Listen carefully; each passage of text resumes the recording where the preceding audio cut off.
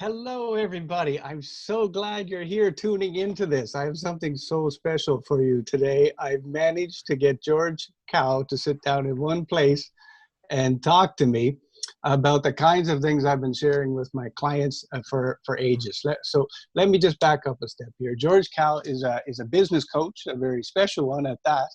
Often helps people with online businesses, people who have created a beautiful business that makes a difference in the world, and how to make it work and how to make a sustainable income from it. And one of George's ninja gifts, which is what I wanted to ask him more about today, and I'm going to get him on here in a second, so you can stop listening to me waffle on, is the idea of online content marketing, like blogs, videos, text posts, Facebook ads, things like this. How much of these should we be doing? How much of these actually get us, of this actually gets us clients, and all of that. And George is just the perfect person to answer these questions and more. So without further ado, George, are you there? Yeah, great to be here with you, Alex. Thank you so much. I'm so glad you are here. You're all the way from San Francisco today, Yes, yeah? correct. That's home. Yes. George, I'm going to get into the nitty gritty here Yeah. in a moment, but uh, how did you come to be doing the work that you're doing now? I'd just love to know Yeah. what the Yeah. lead up was. I feel like life guides us, with open doors, closed doors. And if we're willing to pay attention, and I know that's something you work with your clients on, it's like, let's pay attention and see what life might be guiding us. So really, 11 years ago, was it now? I quit my last job because I was basically too entrepreneurial in that role, and I couldn't, yeah, I just so That's a detriment to holding a job, all right. it is. So I tried to find my next job, and I just had a hard time with it. But in the meantime, I started to help my friends and colleagues with social media, because that's something Oh, I was interested in, and they were asking me about. So I started to help just friends, and I started to teach a class to friends and colleagues, and then somebody said, "Hey, you should do this for a living." I'm really like, oh, that's interesting. I never thought of that. I thought I was just helping out. So I took that person's advice, and like, oh, okay. Well, since I can't find a job anyway, this was 2008, during the depths of the right. recession. I said, all right, I'm going to start teaching a class. And I just started, charging for it, and people started to slowly pay for it. And I found some other audiences that wanted this kind of thing, and through partnerships, etc. I started doing this full time, and over the years, I've expanded sort of what I talk about with people, from just social media marketing to more broadly online marketing, and particularly online marketing for, like you said, businesses where we are trying to heal others, or transform the world in a positive direction. That it's not just about the money; it's really about the meaning and the calling. As you help people. Right, right. And that was 11 years ago this all started. Yeah, 2009 I started. So this is my 11th year now. Yeah. Is that right? Yeah. Um, there's one piece of I'd like to hopefully talk to you about a few pieces, but there's one Yeah. piece I want to make sure to drill down on with the time that we have. We talked about this a little bit earlier, is when it comes to healers or anybody of that sort of healing ilk, turning what they love, their passion, their ideas into a business. Maybe it's true of all businesses, but it seems to be especially true of these businesses, that it can be bloody difficult to make a living. And I should say we, often come into that scenario with a fair bit of I wouldn't say baggage about money, but we sensitivity about charging for our services and whatnot. All of this leading to the point that we do nonetheless discover that we have to market our thing, right? We all sort of dream that we set it up, put the shingle up, and people come in and it almost never happens and go, oh no, I actually have to go out and tell people what I do. All of that to say that most of the clients that I've worked with will often the first thing they think, same as me, is social media. And then it becomes a completely different kettle of fish. It's overwhelming. How do I do it? What do I do? And I'll just stop talking there and let you pick it up from there and lead into perhaps your thoughts about what content marketing actually is. Yeah, thank you. Thanks for asking. So I see content marketing as a process of, yes, we are sharing our message with the world in order to interest people in our services and products, of course. But more than that, if we step back and say, well, can we be healing and helping even before they start working with us?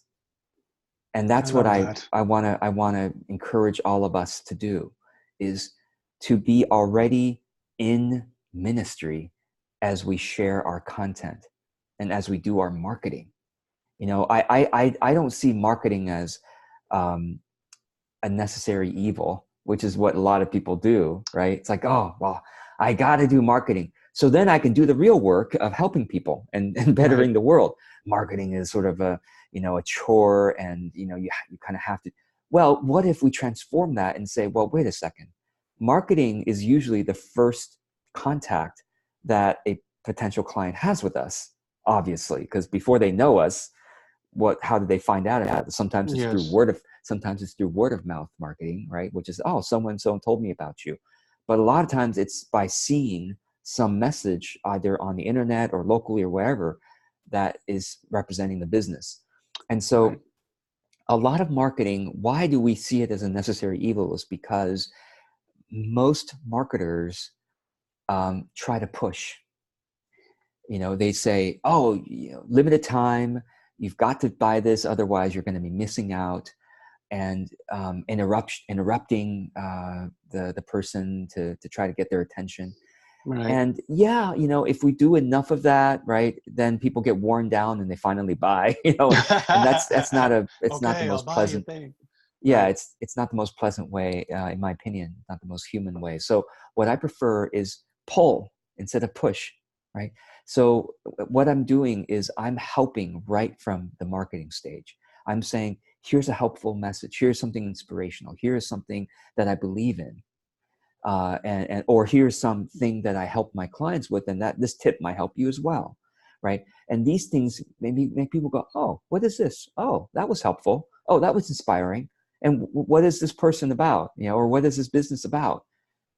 Once they start seeing some of these helpful messages and inspirational things, of course they're going to be naturally curious. And by the way, what's the simplest way to refer to refer your business?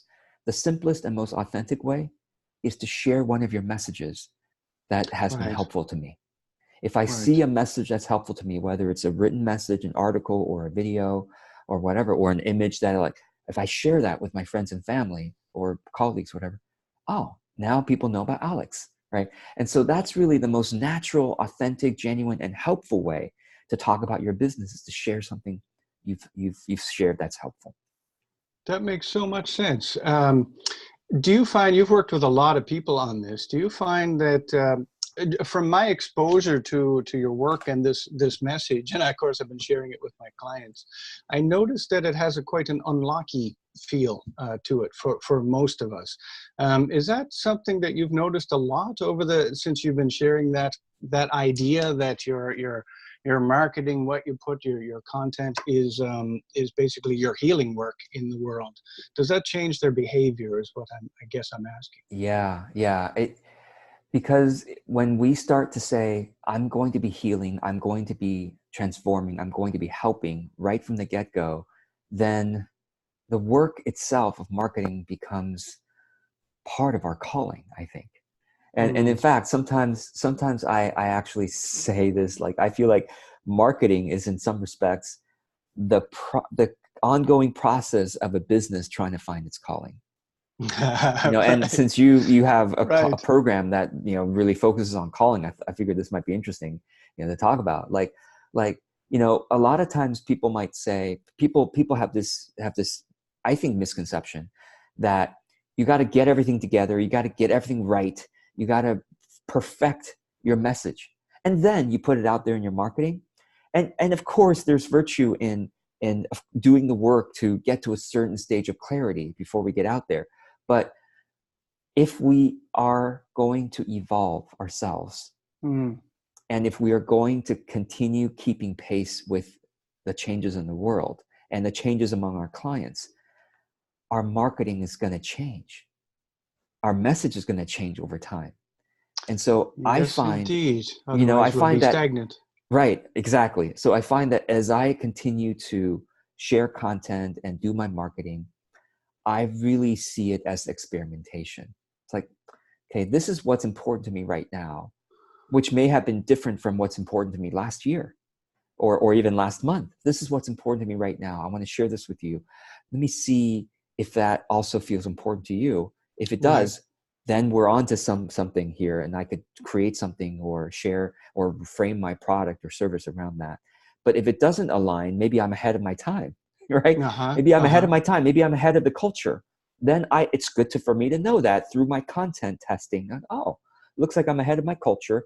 Let me be a bit more observant on what my clients or my potential clients are talking about and really passionate about right now, and how does that align with what I'm passionate about, and let me talk about that.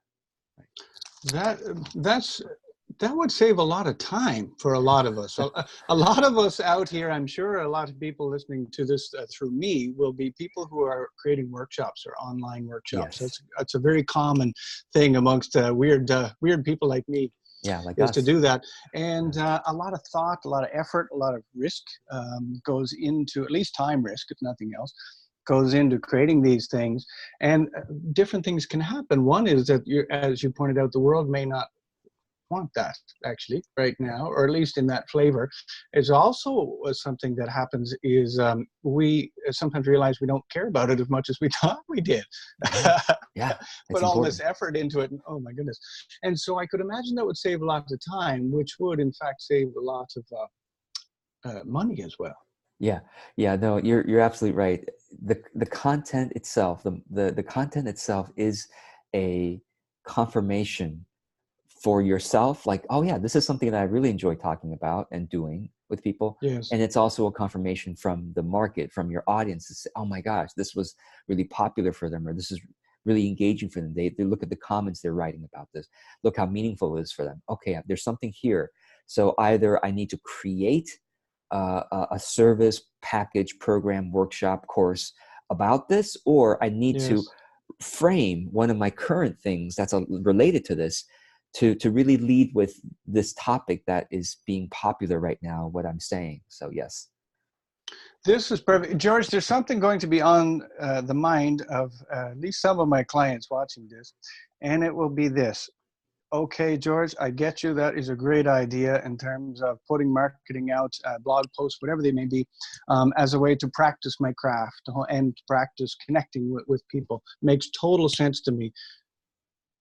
But where does the money come in to Yeah. pay my mortgage? Yeah. So, like, do I spend all my time doing that? Is it acceptable to expect a certain perhaps financial reaction from the Oh yeah. world? Yeah. How do you navigate that? Yeah.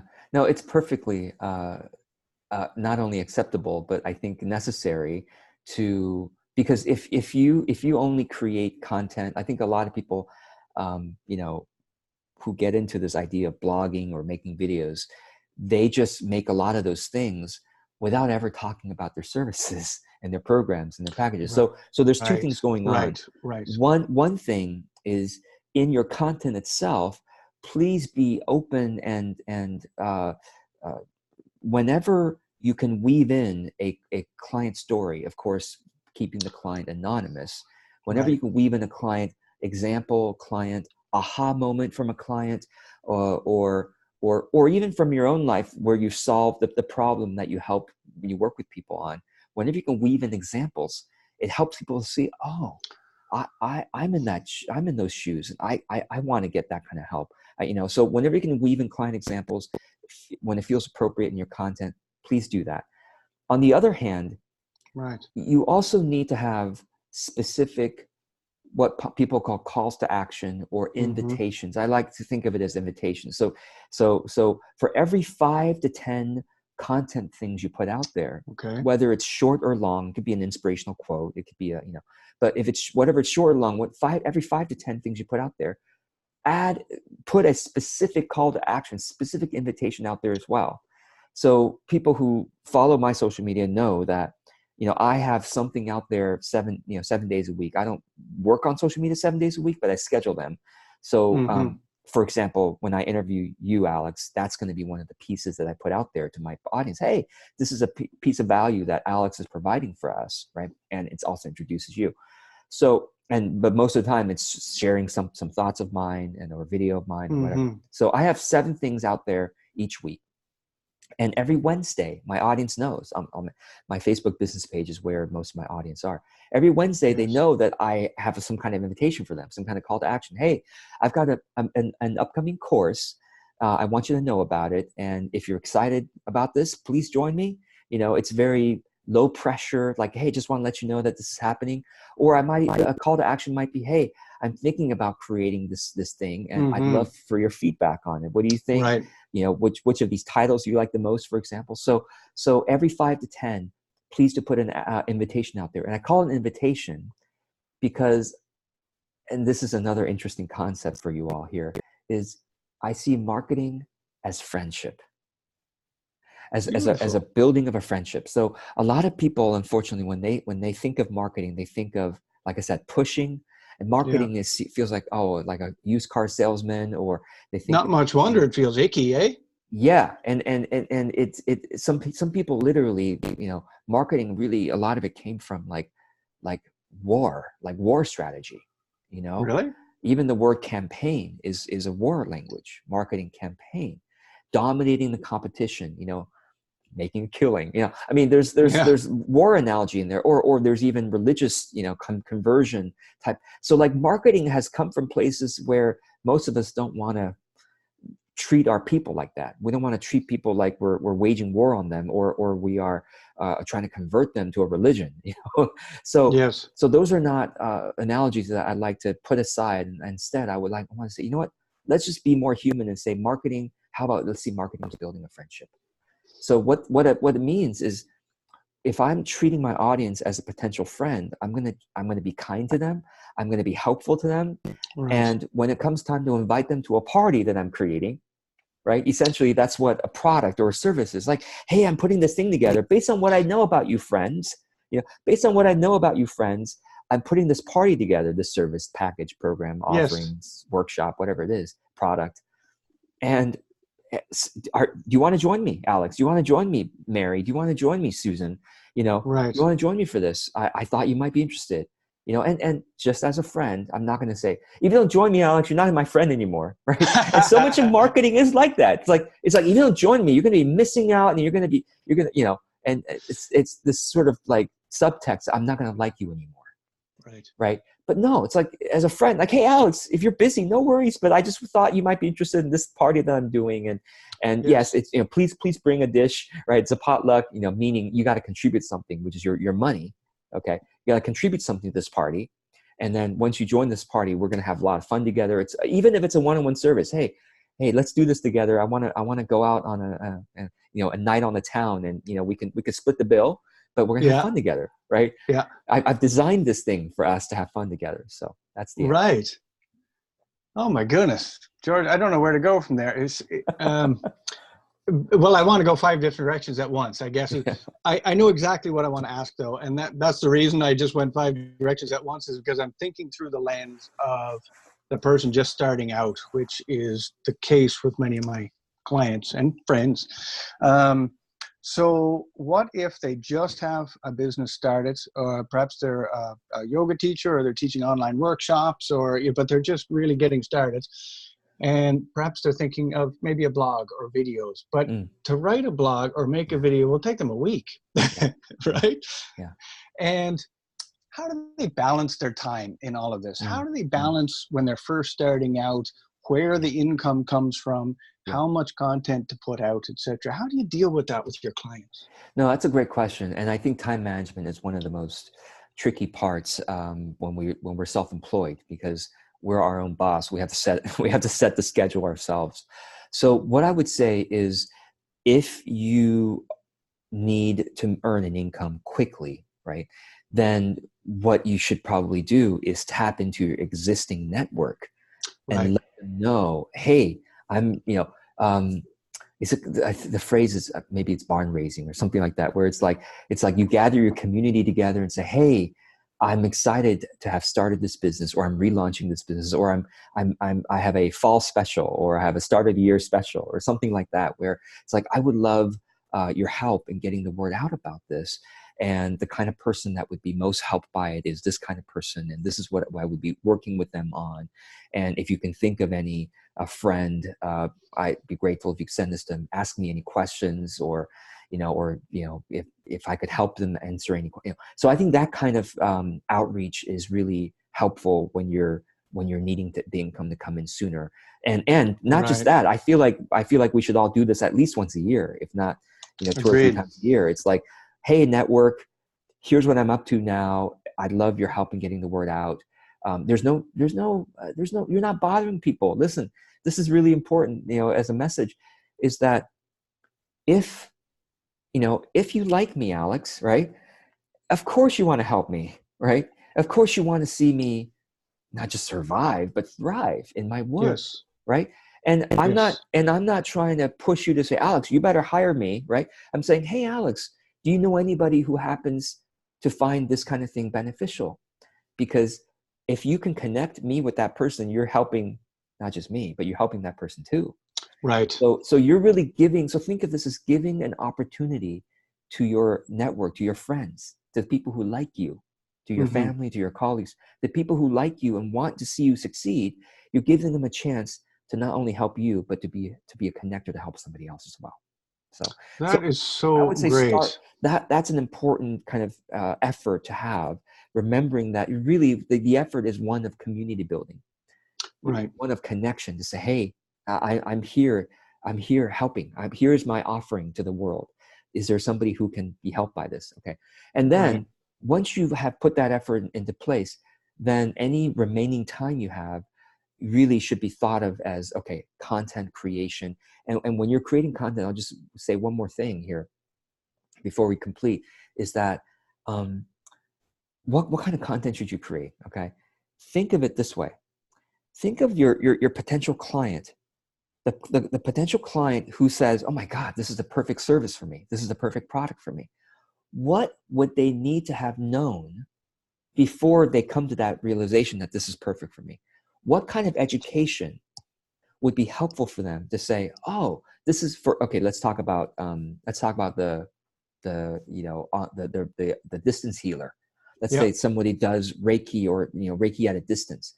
Well, Yes. what would they need to believe about Reiki Right. to see that it is so beneficial, it is so Yes. useful? Okay, educate them on the power of Reiki. Okay, Right. what would they need to understand about the possibility of distance healing for them to say, okay, this can be done at a distance? I didn't realize that. How would they need to be educated? And so you can talk about the power of distance healing, talk about how that works, give an example, and maybe even give a tip on how they could heal themselves right now.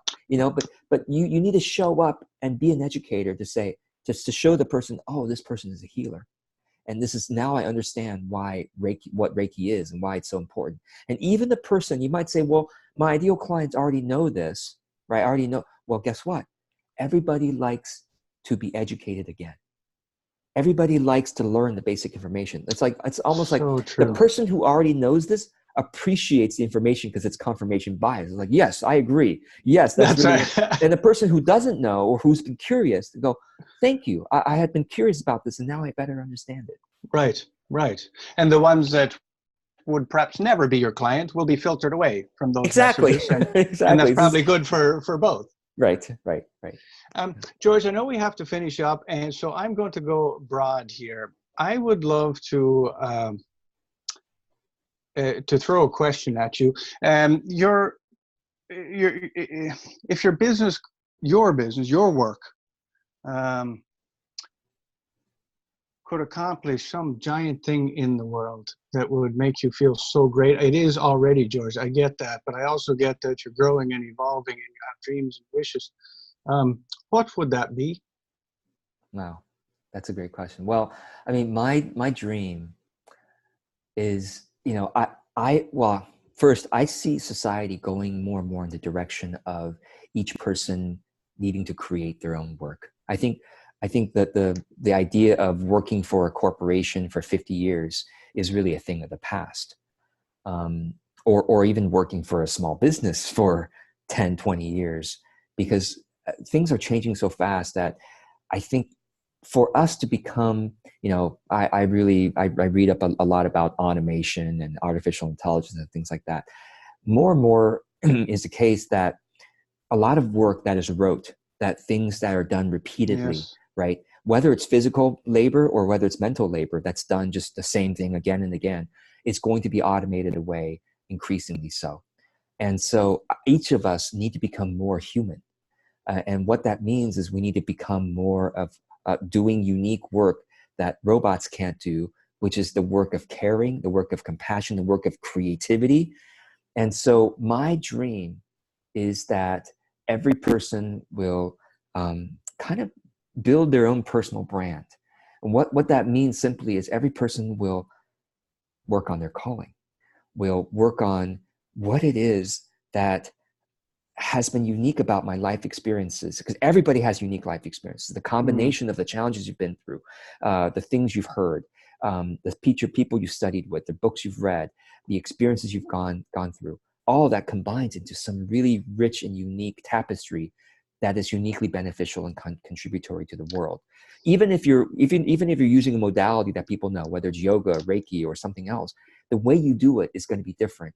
And Right. so The my dream flavor. is that people can create that unique, well, I guess our mutual friend Tad Hargrave calls point of view, right? But to really be sharing it out there so that there will be more unique stories that can enrich the tapestry of how people transform and how people heal. And when people discover that, my God, I have a unique voice, then marketing becomes fun. And their business Wow. becomes truly unique and truly worth sharing with others. So, yeah. Goosebumps. Thank you, George. Wow. Thank you, Okay. I'm Alex. just letting that settle. I'll be listening to that again. We have to finish up. This is the time that we have. In order to do that, I personally love following you on Facebook, on your Facebook page, George Kao, Authentic Business Coach. Did I get that right? Yes, exactly. Um, and your emails, your Medium articles. Particular, where can we send people to Oh, learn more about you, to hear more of what you have to say? yeah, I would say wherever you like to consume information, whether it's over email or whether it's over video, I have all of it. So I'm on YouTube. You find me, George Kao. I'm on, like you said, medium.com. You can subscribe to my email newsletter. It either comes to you once a month, that's an option, or once a week. And that's my website is just my name, georgekao.com, georgekao.com. Of course, I'm on Facebook as well, so you can look me up there too. Perfect. And wherever this video shows up, I presume we'll have some links as Yeah. well for folks to click on. George, thank you for taking the time to speak to me today and to share this with not only my clients, but whoever is going to be listening to this and sharing it with me. It's been a Oh, tremendous resource and inspiration to me. So thank you. Thank thank you, you so Alex. much. And I just want to say thank you for doing your work in the world, because your work is what is helping people to understand how to weave all their various interests and experiences, like we've been talking about, into some unifying thing that they'd be proud to share. So thank you for doing your work as well. Thank you, George. Thank you. Okay, we'll finish up and we'll talk to you again soon. Thanks.